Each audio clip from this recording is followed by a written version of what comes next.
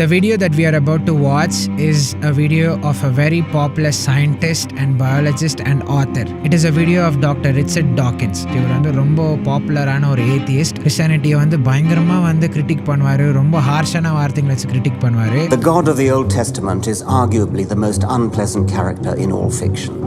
Jealous and proud of it, a petty, unjust, unforgiving control freak, a vindictive, bloodthirsty ethnic cleanser, a misogynistic, homophobic, racist, infanticidal, genocidal, filicidal, pestilential, megalomaniacal, sadomasochistic, capriciously malevolent bully. So that's what you think of God? Yeah. So அவருடைய ஒரு வீடியோவை பார்க்க போகிறோம். இந்த video வந்து ஆக்சுவலாக இன்னொரு pastor வந்து கமெண்ட்ரி பண்ணுவார் இந்த வீடியோவில், பாஸ்டர் மைக் விங்கர்னு. Is also one of my favourite pastors. So இதை பார்க்க போகிறோம். பார்த்துட்டு I'll share my thoughts as we go along. What if after you died you ran into God? He said, what have you been doing, Richard? I've been trying to be nice to you. Yeah. I gave you a multi-million-dollar paycheck over and over again with your book, and look what you did. Bertrand Russell had that point put to him, and he said something like, "Sir, why did you take such pains to hide yourself?" Really? That is Pastor Mike Winger, by the way.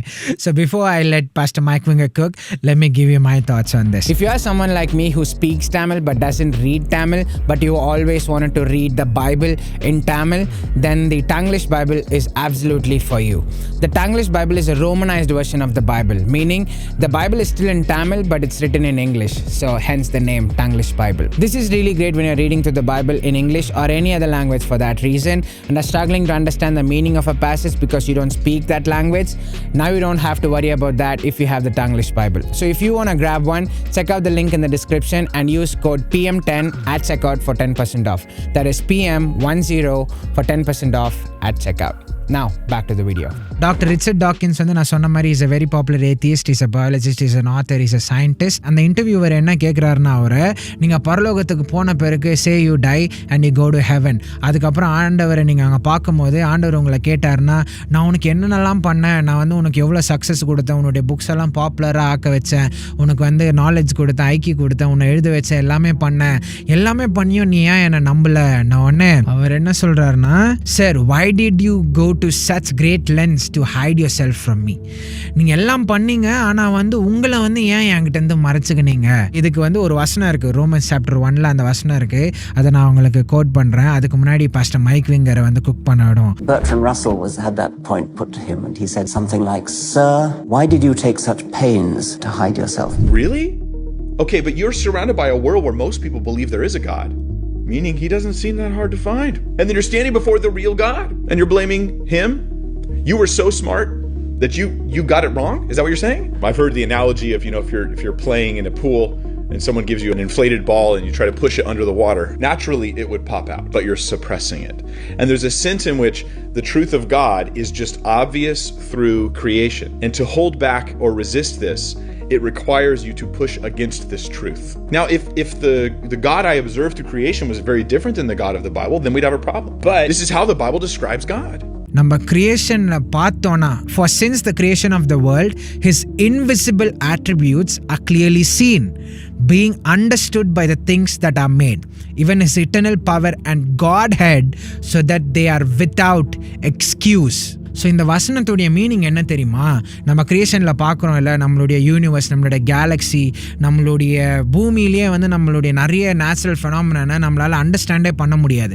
இப்போ யோசித்து பாருங்கள், ஒரு ரொம்ப காம்ப்ளெக்ஸான ஒரு விஷயம், ஒரு பெயிண்டிங்கோ இல்லை வந்து ஒரு ரொம்ப காம்ப்ளெக்ஸான ஒரு பசிலையோ யாராவது சால்வ் பண்ணாங்கன்னா நீங்கள் யோசிக்க முடியாது, பாக்ஸை குலுக்கிட்டே இருந்தாங்க, எல்லாத்தையும் வந்து அப்படியே அடங்கிருச்சுன்னு யோசிக்க முடியாது. அந்த மாதிரி ஒரு காம்ப்ளெக்ஸான விஷயம் வந்து அவ்வளோ ஆர்டராக வந்து அதை பண்ணியிருக்காங்கன்னா, we have to think எப்படி இவ்வளோ ஆர்டர்லியாக வந்து நம்ம யோசிக்கணும்.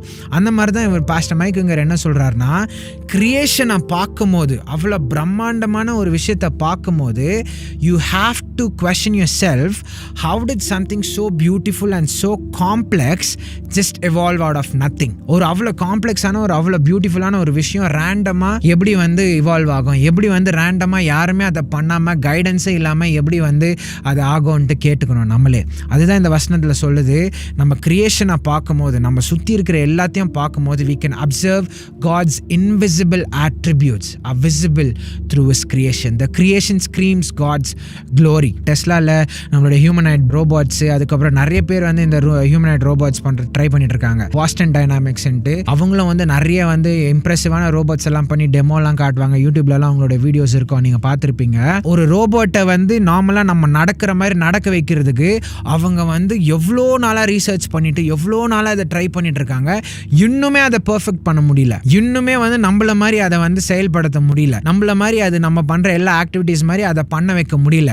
ஸோ இப்போ ஒரு யோசித்து பாருங்கள், ஒரு மெட்டல் பாக்ஸில் வந்து கொஞ்சம் மெட்டலு, கொஞ்சம் கம்ப்யூட்டர் பார்ட்ஸு, ஒயரு, எல்லா க்ளூ எல்லாம் போட்டு விட்டுட்டு அதை குலுக்கி விட்டா ரோபோட் வந்துடும் யார்ட்டா சொன்னால் நம்மளை என்ன சொல்லுவான்? மடையன் தான் சொல்லுவான். ஒரு அவ்வளோ அன்இம்ப்ரெசிவான ஒரு விஷயத்தையே நம்ம வந்து ஒரு இன்ஜினியர் இருந்தால் தான் பண்ண முடியும். நம்ம யோசிக்கும் போது இவ்வளோ காம்ப்ளெக்ஸான நம்மளுடைய பாடியில் எல்லாமே எங்கெங்கே எது இருக்கணும், எந்த டைமுக்கு எது ஆகணும், எங்கே எது சுரக்கணும், எங்கே எது வரணும், எது வரக்கூடாது, எல்லாத்தையும் ஆண்டவர் வந்து அவ்வளோ டிசைன்டாக அவ்வளோ இன்டெலிஜென்ட்டாக நமக்கு பண்ணி கொடுத்துருக்கிறதுனால தான் நம்ம இவ்வளோ எஃபிஷியண்ட்டாக நம்மளால் ஃபங்க்ஷன் பண்ண முடியுது. ஸோ நம்மளுடைய டிசைனையும் ஒரு ரோபோட்டோட டிசைனை கம்பேர் பண்ணி பாருங்கள். அதை பார்க்கும்போது நமக்கு வந்து அது ரேண்டமாக பண்ணியிருக்க முடியும், நமக்கு தோணவே தோணாது. நம்ம ஒரு இன்ஜினியரை தான் யோசிப்போம் ரோபோட்டை பார்க்கும்போது. அதே மாதிரி நம்மளே பார்க்கும்போதே, நம்மளை சுற்றி இருக்கிற நமக்கு படைச்சு கொடுத்துருக்கிற இந்த உலகத்தை பார்க்கும்போது, நம்ம ஒரு ரேஷனல் ஹியூமன் பீயிங்காக இருந்தால், என்னை பொறுத்த வரைக்கும் ஒரு ரேஷனல் ஹியூமன் பீயிங்காக இருந்தால், if you look at the beauty of the universe, you will always come to a creator. இந்த வசனத்தை திரும்ப உங்களுக்கு ஞாபகப்படுத்தி முடிக்கிறேன். The creation, the universe, the creation screams the glory of God. So படைப்பை பார்க்கும்போது நம்ம படைச்சவரை நினச்சிக்கணும்.